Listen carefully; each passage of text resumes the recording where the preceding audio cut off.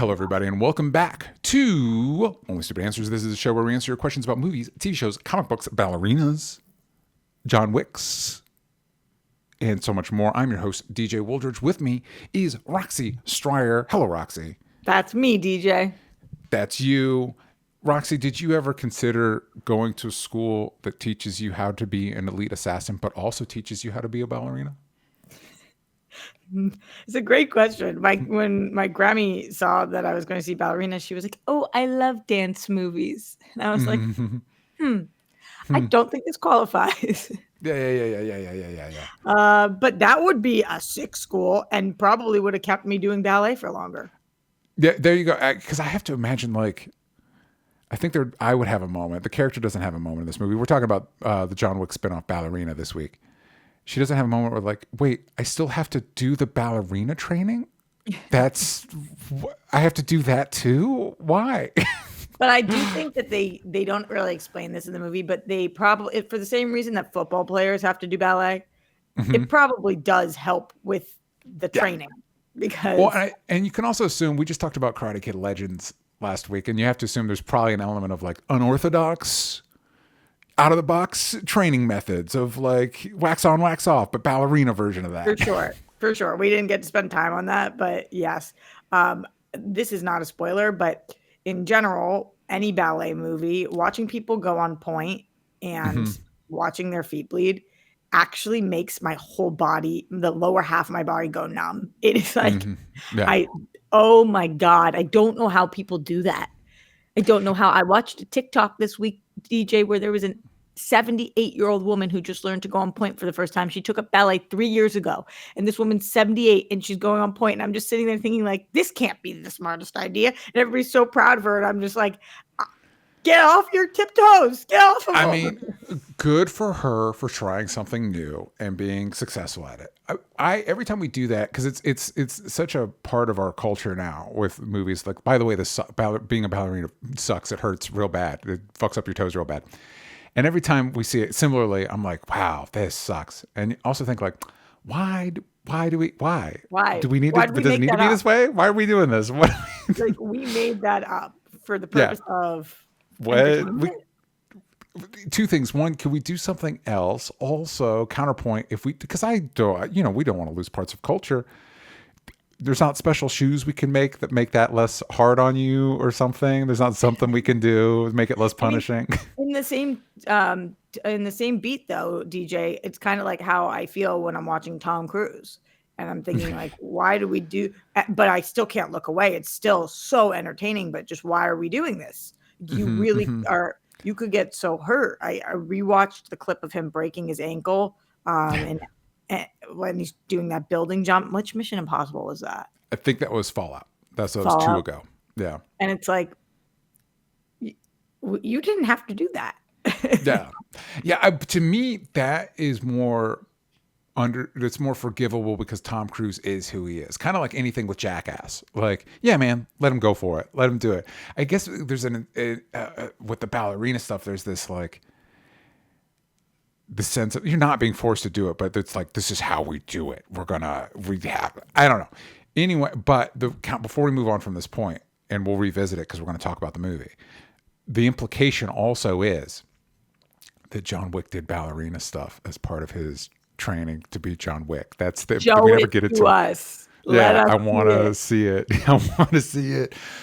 But listen, gang, before we get into our main discussion today, if you want to watch live or check out Patreon exclusive shows like What We're Into or Spider-Verse, you can do that over at patreon.com/onlystupidanswers. I believe this weekend we're dropping the first part of Sal and I's discussion on Venom: The Last Dance. Did we like it? Ooh, you have to stay tuned to find out. Also, I like to read comments from our previous video. The previous video we were talking about Karate Kid Legends. And Last of Us Season 2. Pika Mark. I apologize if I pronounced that wrong. Next comment, let me know how to pronounce it so I don't mess it up. Great segment today. The discussions in this segment were in-depth to a surprising degree. I don't remember which one it was, but you're welcome and thank you. And Noah why was Ramirez, it so surprising? Why were you surprised? I always love that comment. I'm surprised how well you did. Thanks. It's like if he was, you actually look today. Uh-huh. Actually. Actually, thank you, I guess. Noah Ramirez, this is to The Last of Us. Noah Ramirez, 4997. I was surprised when I heard that Joel, spoilers, if anybody skipped our episode, spoilers, skip ahead a few minutes. I was surprised when I heard that Joel dies in episode 2, but the reason I haven't picked up season 2 yet is just because I haven't been in a place where I can emotionally spend leisure time on a show that's so dark. I'm seeing the consequences of violence everywhere. It's hard to want to watch more. I wonder if there are any other me's out there because I'm a big fan of the show and I don't participate in the misogyny BS. I would imagine there's a few people probably, I would imagine, that feel similarly. It's a tough show during a tough time. It's a tough sell. I agree. I agree. I think it's interesting that Andor seemed like such a significantly easier sell for people. I Um, think, yeah, but that's a really good point. Finish your thought. Sorry. I to finish why I think it probably was is like um, it focused on the community aspect of fighting back as Mm-hmm. opposed to kind of seeing the opposite side of violence. So maybe even though that would be my theory of maybe why it was a little bit of an easier sell for people. I'm not sure though. Go ahead, DJ. Yeah, no, I think that's a really good point. I think you're right. As dark as Andor could be for a Star Wars, it still takes place in a Star Wars. So even though some of the decision making is questionable, you never really have a question of who are the good guys and who are the bad guys. It's like, well, stormtrooper. I know what stormtroopers are.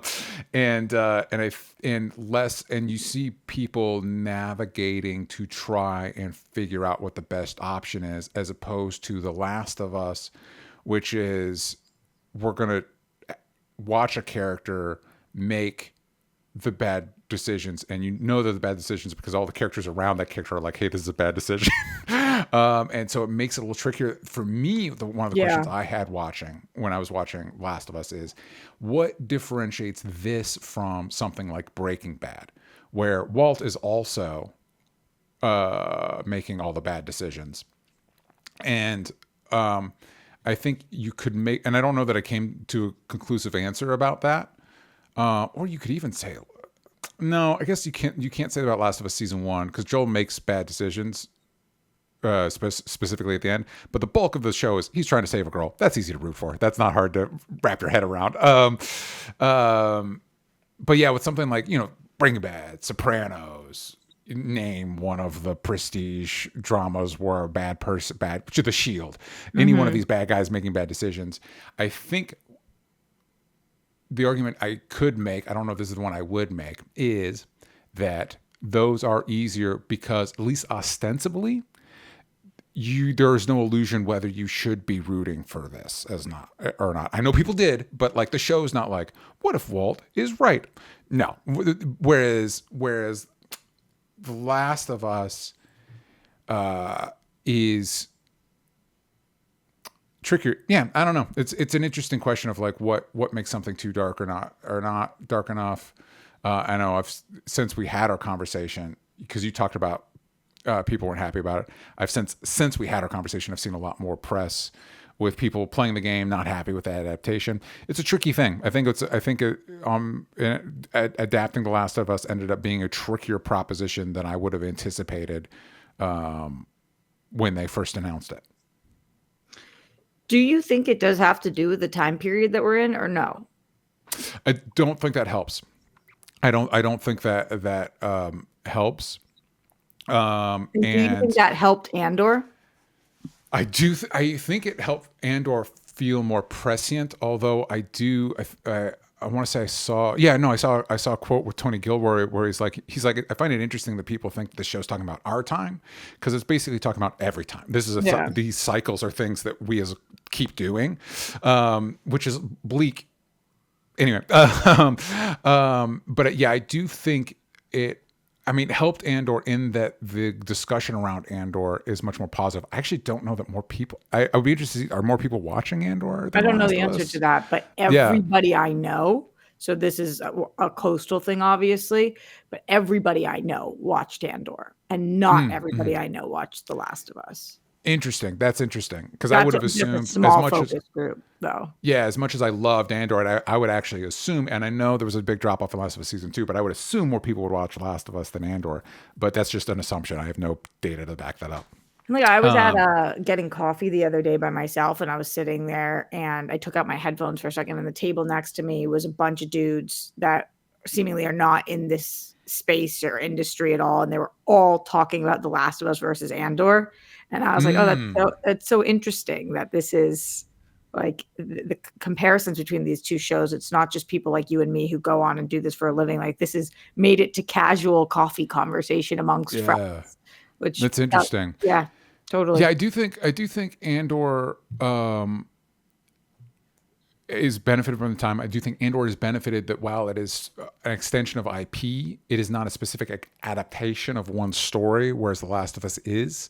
And so the creators behind The Last of Us had to make tricky decisions of like, do we structure it like the game is structured? And how do we bifurcate one story into 2 seasons? And it's easy for somebody like me to end the season and be like, I think you should have done stuff differently. But when you're going into it, you don't know. You know what I mean? Like you're the creators behind it. You're like, you're making the decision: are we sticking closer to the game, or staying true to the game, or switching it up? So I think that was tricky. I think that whether you like it or not, I do think there's some cultural hurdles. Also, Andor didn't kill Andor in episode 2 of Andor season 2. You know what I mean? Like that's and so I think that is like you mentioned, and I think you're right. Pedro Pascal is such an integral part of the show. That's tricky, and not for nothing. You and I don't feel this way. It doesn't. Noah Ramirez doesn't feel this way.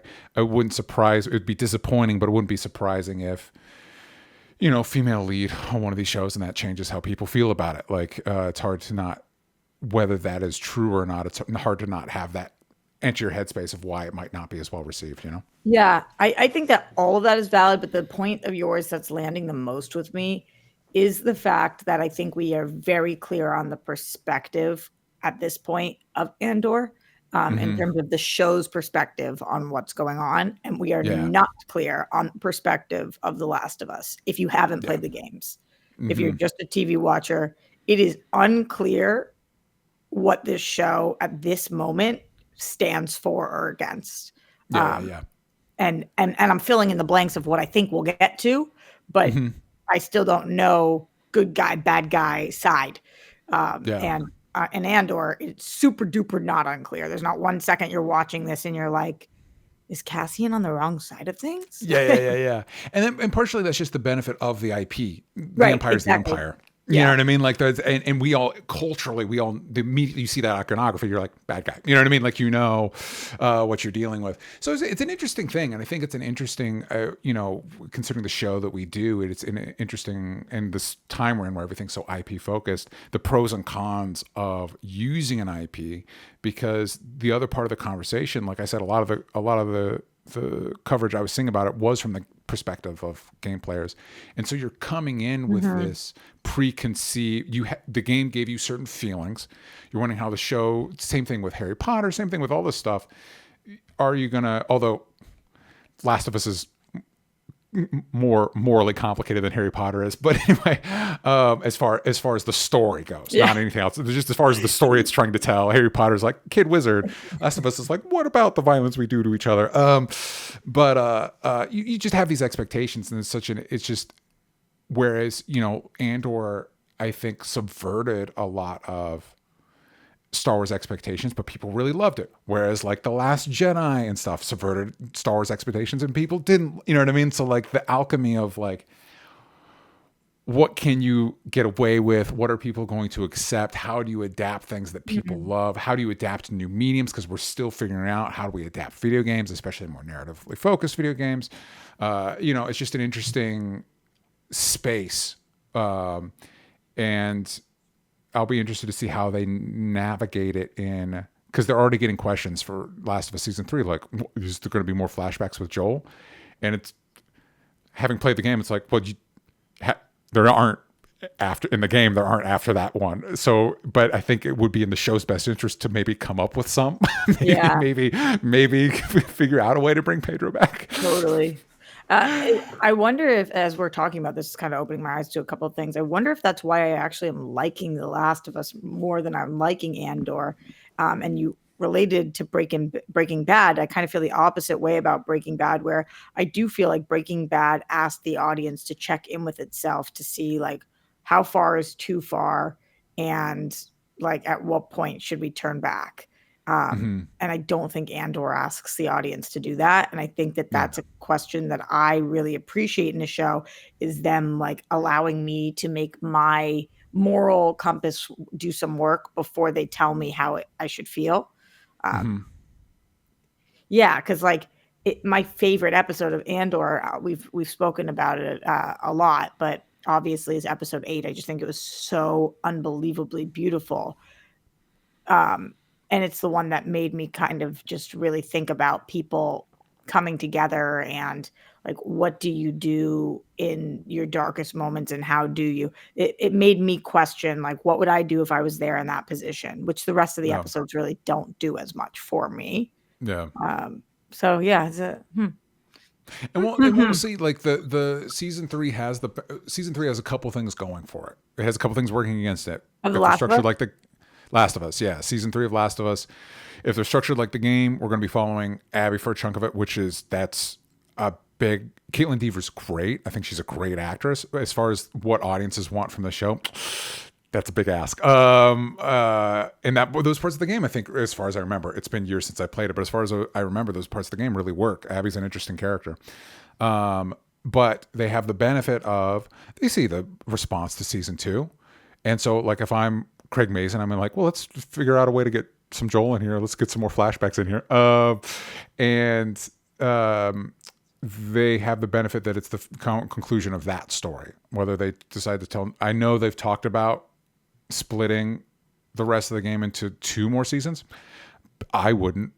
I'd finish it up. I know how they could do that. I wouldn't do that. I'd finish up When you say considering the you know how they could do that, you just mean like that you think there's a good breaking point in the game? yeah.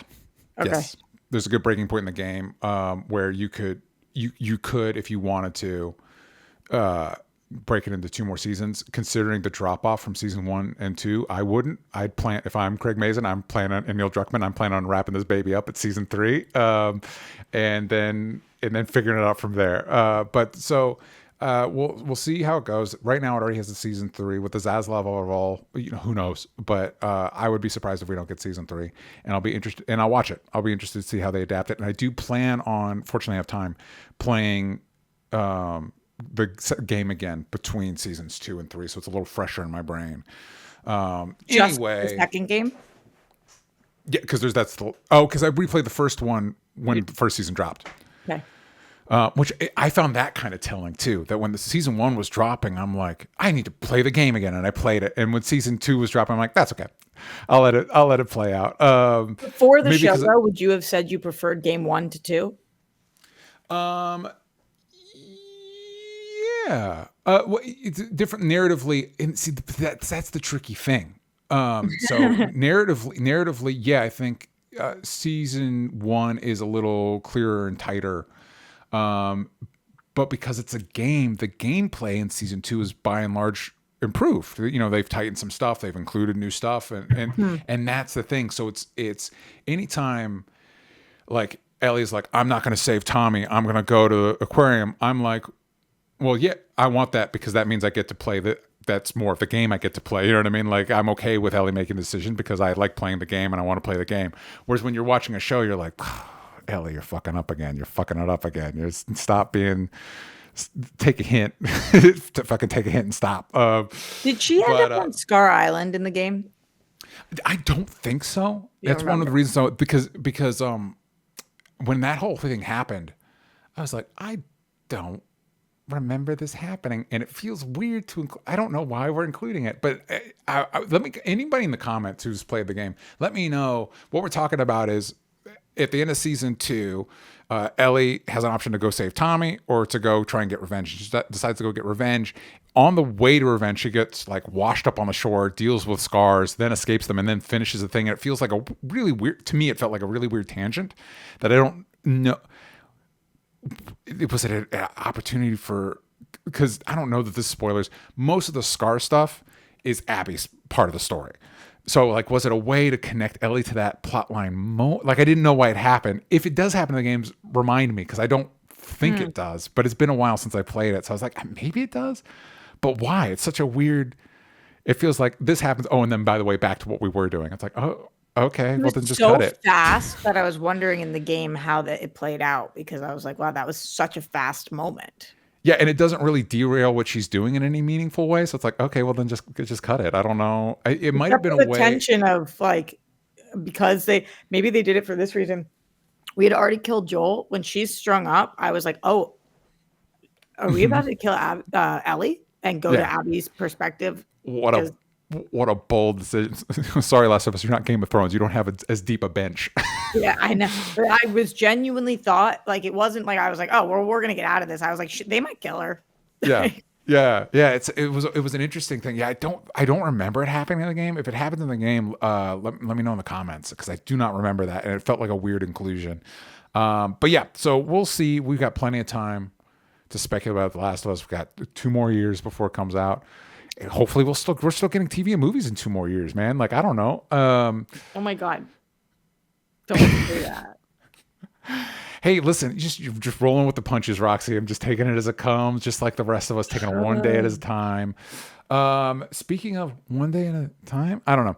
I do want to take a second. 2 things. First off, if you missed my comic, if you were missed the Kickstarter, there is a pre-order store. If you go to dangerboycomic.com and click on the pre-order store link, you can pre-order a copy. That will be ending soon because we just finished inks. I've been getting letters from our letterer, Taylor Esposito. So we're in the process of wrapping up the book. Sean's working on colors. It's all coalescing. So I'm going to be in a position where I can't be taking any more pre-orders soon. So if you missed it, you don't want to miss it, go to dangerboycomic.com and click the pre-order store link.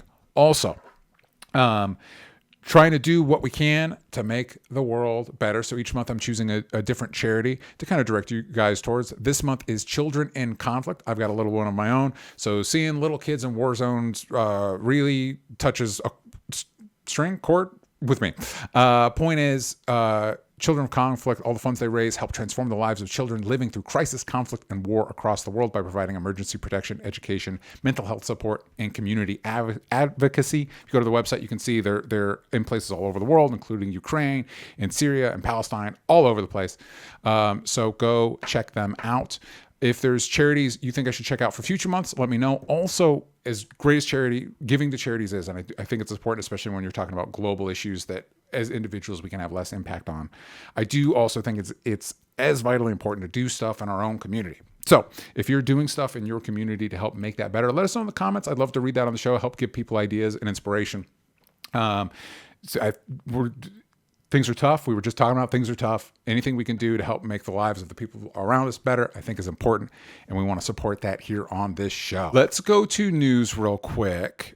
And we're going to be talking about this new trailer for Alien Earth. When the mysterious deep space research vessel USCSS Maganaut, let me know in the comments, crash lands on Earth Wendy, which I should note, the name Wendy is in quotes, which leads me to believe like maybe the character's name actually isn't Wendy. Wendy, played by Sydney Chandler, and a ragtag group of tactical soldiers make a fateful discovery. Woof, I'm really struggling through this one. That puts them face to face with the planet's greatest threat. FX's Alien Earth is created for television and executive produced by Noah Hawley, who you all know from Fargo and Legion, and it premieres August 12th on FX and Hulu, which I will be watching it on Hulu. Roxy, you were telling me before the show that you didn't even know this was in the pipeline. I had no idea. You sent me, as you know, I don't usually watch trailers unless you send them to me. I don't watch trailers for upcoming things typically. And so you sent this to me and said, we're going to talk about this on the show this week. When you sent it to me, I was like, what is this? movie? Is this a show? And then I click on it and I see FX, and I was like, Yeah. wait, no, seriously, what is this? An alien Yeah. FX show that I have not heard of? That's weird. That's Yeah. weird that I hadn't heard of this.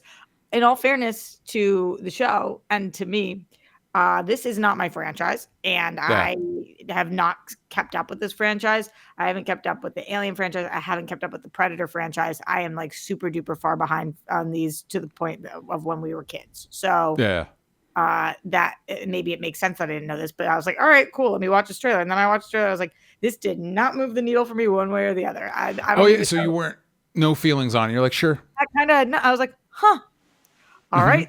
right. If somebody watches the show and tells me this show's excellent, you need to watch it, I will. If that doesn't happen, probably it's going to be a miss me with this. Does the Noah Hawley of it all move the needle for you? That does move the needle a little bit for me. That does, and the FX of it all moves the needle a little bit for me because that's a dynamite duo right there. Yeah. But I don't know. For some reason, this seems like a funny move to me. But I could I be wrong. agree. No, I agree. So watching the trailer, anybody that's seen the trailer, actually I think the trailer is quite good. And got me It really, did look good. yeah, it got me invested in the show. I don't know how you make an alien show. That doesn't seem like a premise that lends itself to a show. Like, how do you, each episode, does the alien come and kill another person? Like, are there episodes where we don't get the alien, but it's an alien show? Like, what are we doing? Yeah, I feel that, DJ. And so when you do something like that, it has to be so much more character based, right? Like you have heard me for 10 years, DJ. You've heard me push for more TV shows when we're adapting franchises because I'm like, you could tell more stories, we get more in touch with the characters. Even last week or 2 weeks ago when we were talking about Harry Potter, and I was like, I think this makes perfect sense for a show. I am so team television that all the time when Star Wars pushes more towards TV, I'm like, great. Every franchise that does this, I'm like, great. This is the one franchise where when you said this to me and I thought about it for a second, I was like, I think the coolest part about Alien is aliens, not characters. So that seems problematic, and like it could potentially be like when we were watching The Flash and we would get an episode of Grodd and it would be like, that's so cool. And then we didn't get Grodd for the whole rest of the season because they blew their budget on Grodd. Like, Yeah. huh. Yeah, it's interesting because it's like when they announced that Crystal Lake show with Jason, Friday the 13th, and you're like, a show? Like I don't think that character lends themselves to that. But sure. Noah Hawley at least makes good first seasons. Really like the first season of Fargo, like the first season of Legion. And quite a bit actually. I like them both I'm underselling it. I like both those first seasons quite a bit. I like later seasons too, but and it looks cool, and it looks like they're investing in, I think, the part that would be interesting to invest in this show. We find out Wendy, I think it's Wendy, it's the main character, is the androids of it all. I think is one of the most interesting aspects of the Alien franchise, and we find out Wendy is a actual person that's been put into an android. Also, Timothy Olyphant is in it, and he plays an android, and I'll pretty much show up for anything Timothy Olyphant's in. And they introduce, it seems like the ship that crash lands has one of the things in there is a xenomorph. It's not, there's other things in there. It's like, that could be interesting. I'm not entirely clear how you make one season of an Alien show, let alone what one presumes is meant to be multiple seasons of an Alien show. I just don't, and maybe it'll surprise me. Roxy, maybe this will be the Shogun of this year. Who's to say? We don't know. Such a fair point, DJ. It's so not fair. We don't know, and we thought that the trailer looked good. So, but I do think, like, I was on the Shogun wagon thinking I'm going to be the first person to watch this. This sounds amazing. I'm going to watch this. After one episode, my friend was like, "This is great," and I was like, "Okay, I'm in. Let me watch." Yeah. This, I think, I'm going to give a couple weeks. Yeah. And somebody else do the dirty work. I'll report back. I'm going to watch it. Yeah, I'll report back. I'll let you know. Unless we're doing it for the show, and then I will watch it. When is it? August 12th is when it premieres. So we got time. We got some time. Leonard Kim in the chat is saying, I also liked Alien Romulus. I also liked Alien Romulus. Didn't see it. That's how far, but I didn't see it. It's good. Mike Joy says, I'm cautiously optimistic about it. Not sure how it fits on the timeline. I want to say, and don't quote me on this, I want to say it actually technically takes place before the events of Alien, which I don't know how I feel about that. Like, technically Ripley would already be in space, so it's not like she would know about these events. But I'm always a little like, don't. That's a little tricky. Don't do it before the events. What are you doing? Are Be you going to careful with that shit. watch the new Predator movie that came out today? Yes. The animated anthology one, Killer of Killers. I am going to watch that. So I got a full dance card. Roxanne was just talking about this. 28 years is coming out. 28 years later is coming out. I've seen 28 days later, but I haven't seen 28 weeks. So I'm going to watch that. I want to watch Predator, Killer of Killers, which is pertinent to this conversation because there's a nod in the new Predator movie trailer that nods to the androids in Alien. So they're really committed to like these franchises are connected. Yes, those are the things that I'm going to watch this week. That is a full card. I guess I can't give you any recommendations. Now, you can always give me recommendations, and they'll go in there. And I'm also at a breakneck pace trying to catch up on Doctor Who because finale spoilers are coming at me right and left, and I'm like, okay, I gotta get through. Okay, wow, we're running long. All right, look, we gotta get to the main thing. The main event today is we're talking about Ballerina. And I want to make sure we give this its due because I really liked this movie. Spoilers for my thoughts on it, I liked a lot. I was worried. Hold up. I'm getting ahead of myself. Let me do the business. The business is, technically the title for this is From the World of John Wick, Ballerina. This is directed by Len Weissman, who Roxy keyed me in on, is the director of a lot of the Underworlds. I think all the Underworlds, actually, involved in all the Underworlds, and is written by Shay Hayton. And the synopsis is, an assassin trained in the traditions of the Ruska Roma organization sets out to seek revenge after her father's death. On Rotten Tomatoes, this has a 72% with an audience score of 93%. And Roxy already said that I liked this movie. I went in, I was nervous. I didn't think I would, and I ended up really liking it. Roxy, what were your thoughts? Yeah, so good. I felt the same way as you.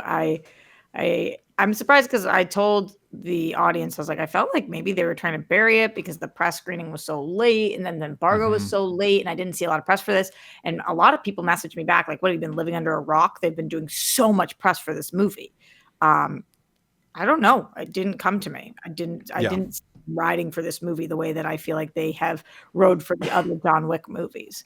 So I was nervous about this, and we saw it, and I just watched it with so much F yeah in my soul. Like, oh yeah. This rules. That's a cool fight sequence. Way to be innovative there. That would never actually happen, but I don't care. It's so cool. Ana de Armas, you guys understood who she is. You understand that she is not John Wick. You gave her Ana de Armas things to do, and I thought that she absolutely nailed it. She is a star, and Keanu being part of this was really cool too. It was cool to see him support, and just so much. Yes, in the spoiler portion, I will talk about. There's one thread that I wish that we followed. We introduced something, and then it's just gone so quick. It just is not a part of the story. And I had already started writing things in my head that I was excited to see. So that was a little bit of a bummer for me. But considering we heard about all of the reshoots, and I didn't think that this was going to be like something, I thought this might be a little more piecemealed together. I was so pleasantly surprised and definitely thought this was a fun summer blockbuster action movie. Yeah, definitely. We talked a little bit about before the movie started, like the vibe was weird, like just everything, whatever. The vibe was weird. The vibe was a little off, at least for me. And I had also heard about the reshoots. I went and looked at up more about the reshoots later, and the way they're talking about it, and this could be spin, but the way they're talking about it is the movie's complete. It was supposed to come out last year, but then John Wick 4 was such a huge hit that they're like, okay, this is a franchise now. Like, we need to keep trying to crank it's not good enough to just have a tie-in. It needs to be able to carry the weight.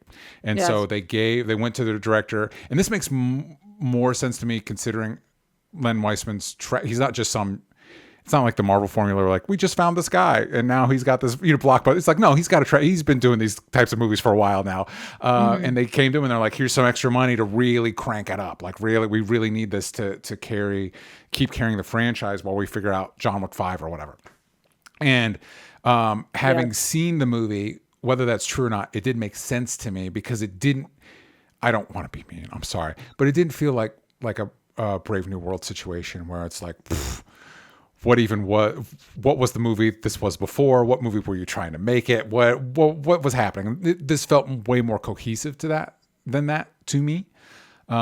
It does start off a little more traditional action movie where like Ana de Armas plays a character named Eve. Here's Eve's tragic backstory. Here is Eve's training montage. And so I was a little worried in the opening act of like, oh no, is this just going to be like is this just going to be another action movie? And then it remembers that it's a John Wick movie and it gets really fucking sick. It gets real dope. There's stuff in this. We'll get into it because stuff in the trailers. I'll say this because it's in the trailer, but I won't go into it until we get the spoilers. There's a flamethrower fight, gang. There's a flamethrower fight in this movie. Come on, like it's sick, and there's stuff like That that is it's like sick, and it's not short. that's the thing. It's in the trailers, and you're like, oh, cool. No, you don't understand. It's way cooler than you think it is, and it already looked cool. But See, there's that stuff was like sick. that. That wasn't even my That favorite fight, though. we'll get into it. We'll get into it. Yeah. With that's the thing is there's a lot of good fights. There's a lot of good action beats. It does some interesting things that innovate on the John Wick formula. I think the Mhm. biggest one and the most successful one that I'd like to point out before we get into spoilers is John Wick. And Roxy and I talked a little bit about this after the movie. John Wick has always had a loving relationship with slapstick. This movie and John Wick 2 both have nods to Buster Keaton, and there's always that kind of like stuntman appreciation for that era of silent film and stuff like that. This one pivots off that, and there's one sequence in particular, but really leans into the humor of it all. And I feel like if I were just listening to somebody talk about it, I'd be like, wait, did they make it funny? That sounds dumb. It's not actually. It really works for this movie and this franchise, I think. So it's funnier than you expect. The action is kick ass. I co-sign what Roxy said. Ana de Armas is great. It's tough to step into Keanu Reeves' shoes. She does a great job. Keanu's, of course, great. And I was really pleasantly surprised. This easily fits in with the rest of the movies. I feel confident saying there's not a bad John Wick movie. You can watch all of them and enjoy all of them. Did you like the amount of time that Keanu Reeves was in this movie? Yes, I think you could make it. Part of me, we talked a little bit about this too. Part of me was kind of like, it's Ana de Armas' movie. You don't need to, you don't need to put that much Keanu in there. But it was one of those, but he's here. You know what I mean? And I did. And I think other than, and this is more, we don't need to get into it, but if we do get into it, it's spoilers. This technically takes place in between movies 3 and 4. I don't know how the continuity lines up. That aside, I don't care. Don't care about that. that aside, I think they were really smart. I think it would have been easy to have Keanu's presence kind of step on Ana de Armas, and it doesn't do that. But they also know specifically two things. They know it's John. His name is even in this movie, his name's above the title. It's his franchise. But they also know that in the plot, she's been doing this, like she's been out of assassin school for like 2 months.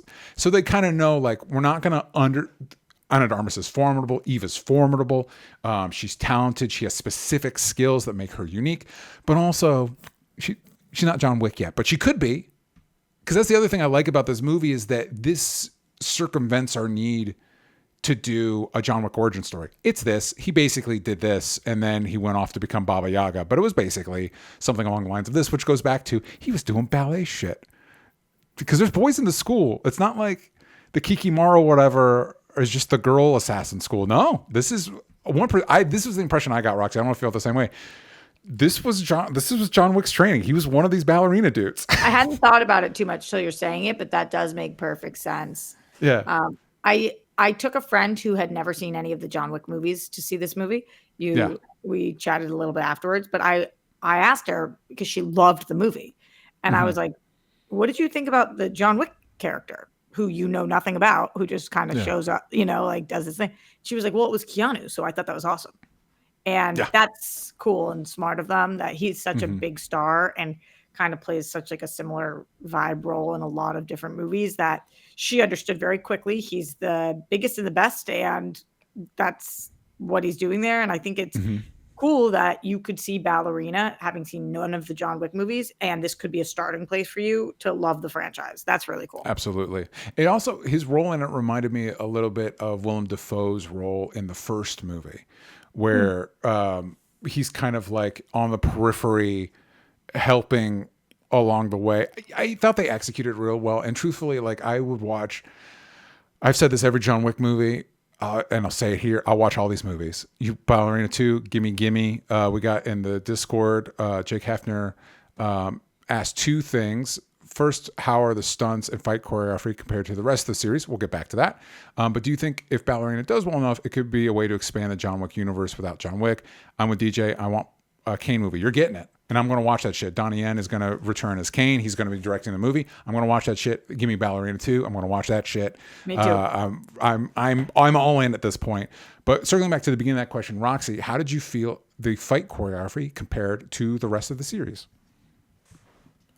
I am really glad that they did what they did for her, which was they gave her less gun sequences, and and we got different types of fight sequences.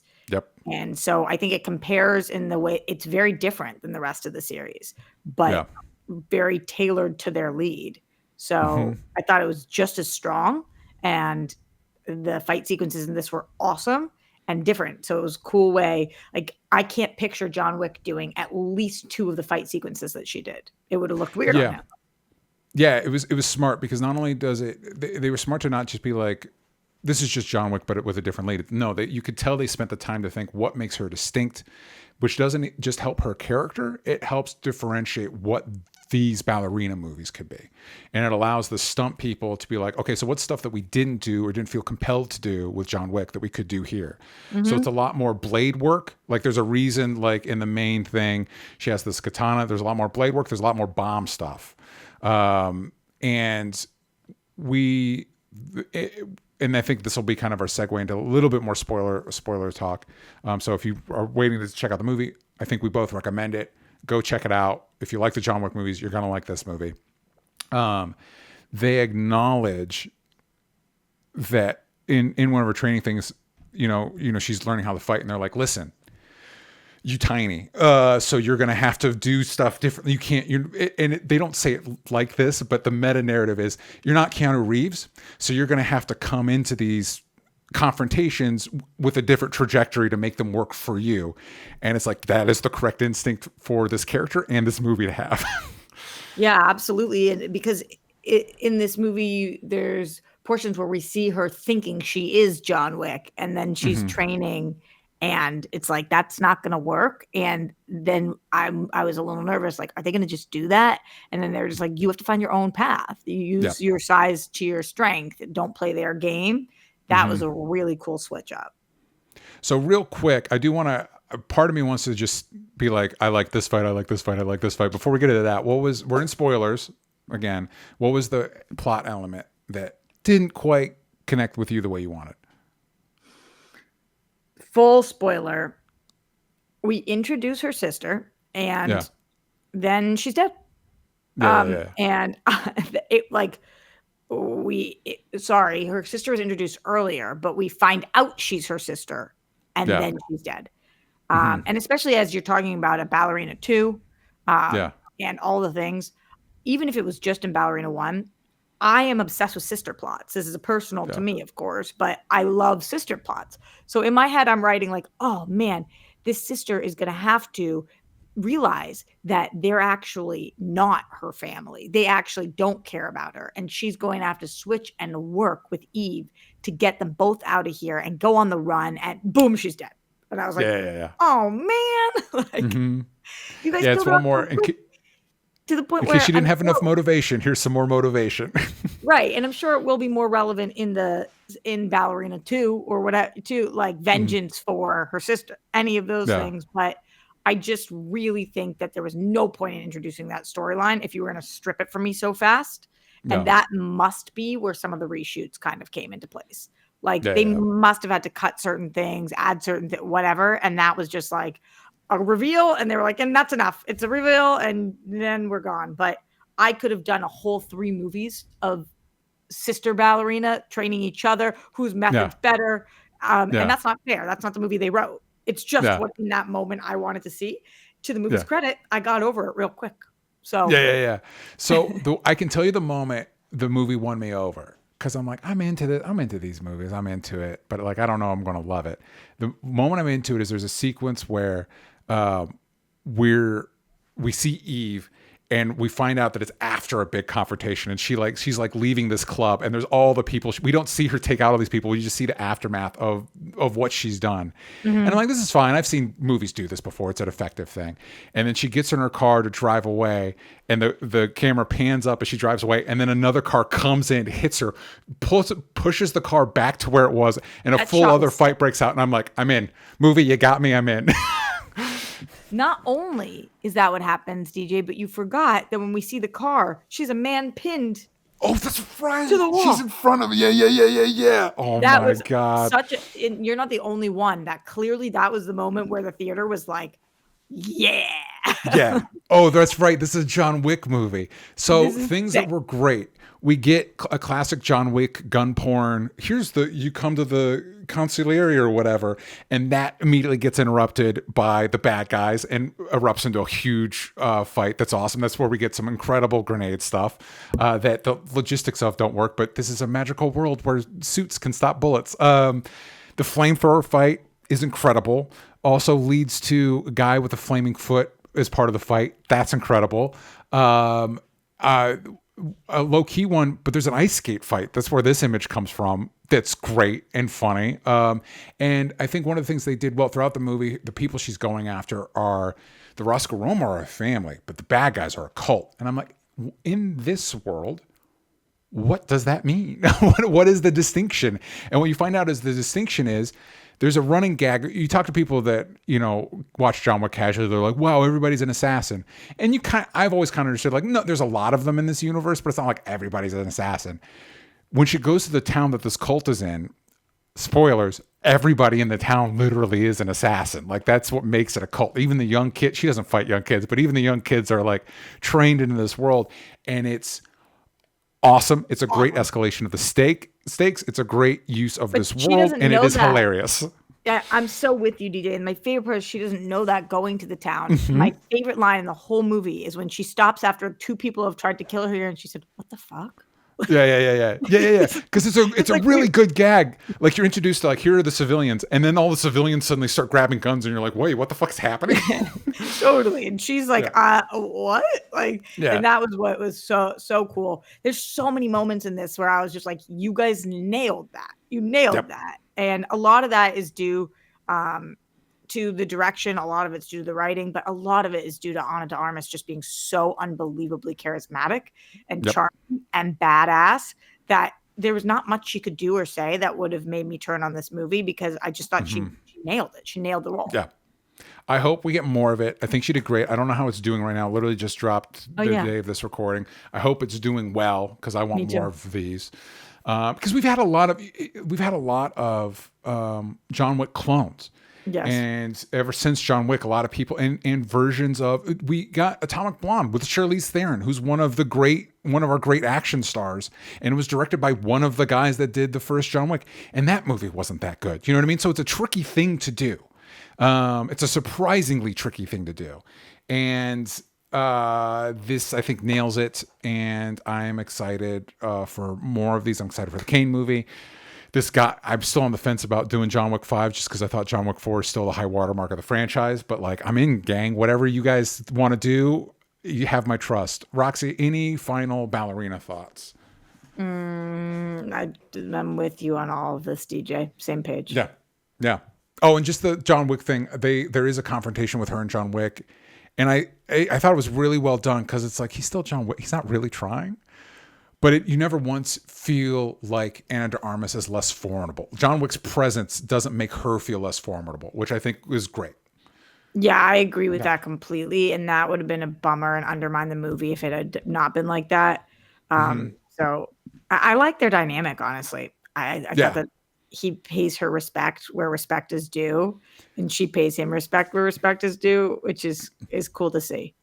I think part of that, Roxy, is part of what makes this franchise work as opposed to other action franchises. The impression I get is Keanu Reeves is not the type of person that's going to let his ego get in the way. Yeah. Yeah. You know what I mean? And I think that's part of that bone deep sincerity is part of what makes these movies work. And maybe why, because I was wondering, like, when I'm saying, like, it doesn't step on her. Why though? Why does it not feel like suddenly he's taking the movie away? And it's like, it's probably Keanu Reeves. He's not trying to take the movie away from her. The line, again, full spoilers, but the line of, is it done? Angelica Houston, is it done? Yeah. It's done. So she's dead. No, he's dead.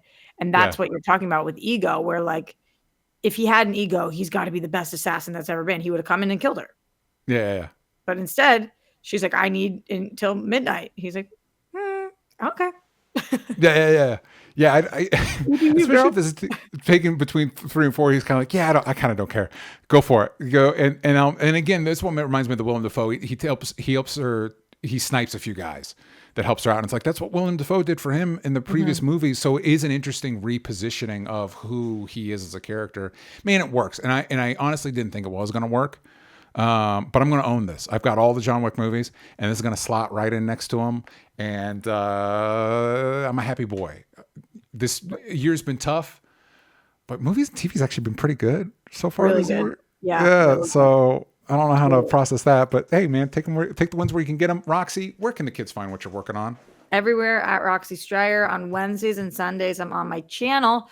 On Sundays, we talk television, so all the best TV of the week. And on Wednesdays, we talk everything else. Check that out. There's always a link in the description to Roxy's channel. You can find me at DJ Talks Trash. I have a personal channel as well. I've been doing the show called Trash Talk. I just had Johnny Two Cellos on to talk about adult animation. Sal and I do a show called Krypton Academy where we just talked about Batman v Superman. And I keep every time I go in, I'm like, we're going to keep this one tight. And they always go over an hour by a significant margin. Sorry, Sal and I have a lot of opinions on those Zack Snyder movies. Next up is going to be Justice League. So stay tuned for that. And Which version are you doing? I'm not doing the Snyder Cut again. I'm not doing it. Especially since I did watch the ultimate version, the uncut version of Batman v Superman. And I do think it's better, but it's a slog, Roxy. It was a slog. I'm not going to do 4 hours of Justice League. I just can't do it. I just can't do it. Fair. But check that out. DangerBoyComic.com, childrenandconflict.org. Thank you all. See you next time. Bye, everybody.